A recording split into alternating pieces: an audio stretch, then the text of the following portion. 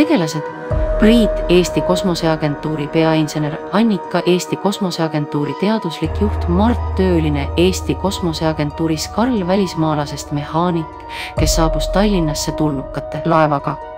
See on meie ajaloo kõige tähtsam päev. Meie esimesed kosmosega seotud projektid on edukalt lõpule viidu. Jah, me saime viimaks oma esimesed satelliidi edukalt orbiidile ja esimesed katsetused on läinud väga hästi. See on tõesti suur päev Eesti Kosmoseagentuuri jaoks, aga ma olen kuulnud, et meie arenenud tehnoloogia on juba teistele intelligentsetele olenditele silma jäänud. Järsku kuuleb trio valju heli ja märkab tulnukate laeva, mis maandub otse Vabaduse väljakul.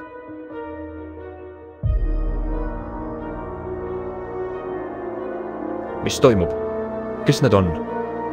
Me peame tegutsema kiiresti. Me peame välja selgitama, kes nad on ja mida nad tahavad. Ma lähen ja kontrollin, kas ma saan midagi teha. Kui Mart jõuab väljaku äärde, näeb ta tulnukaid väljuma oma laevast ja hakkama väiksemaid seadmeid kokku panema. Ta püüab nendega suhelda, kui nad ei vasta tema küsimustele. Mida te teete? Miks te siin olete? Me oleme siin, et koguda proove ja uurida teie tehnoloogiat. Kui Priit ja Annika jõuavad väljakule, näevad nad tulnukaid nende seadmetega töötamas. Mis see on? Mis nad teevad? Ma arvan, et nad on loomas mikrogravitatsiooni välju. See on tehnoloogia, mis meil alles arendamisel on. Kui Karl, välismaalasest mehaanik, jõuab väljakule, tunneb ta kohe mikrogravitatsiooni välja mõju. Mis see on? Mis toimub? Tundub, et need tulnukad loovad mikrogravitatsiooni välju. See on midagi, mida meie enda tehnoloogia ei suuda veel saavutada. Kui tulnukad on oma seadmed lõpetanud, lahkuvad nad oma laevaga.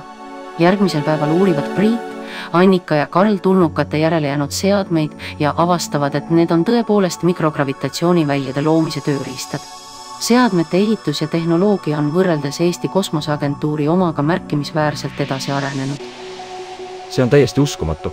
Need seadmed võivad muuta kogu kosmosetööstust. Jah, see võib olla suurim tehnoloogiline edusamm inimkonna ajaloos. Ma maailman, kas nad voiksid meiega koostööd jagada oma tehnoloogiat? Meil on rõõm jagada teiega meie tehnoloogiat. See on väike kingisus, mis me loodame, et aitab teeks kosmoseuuringutes edasi.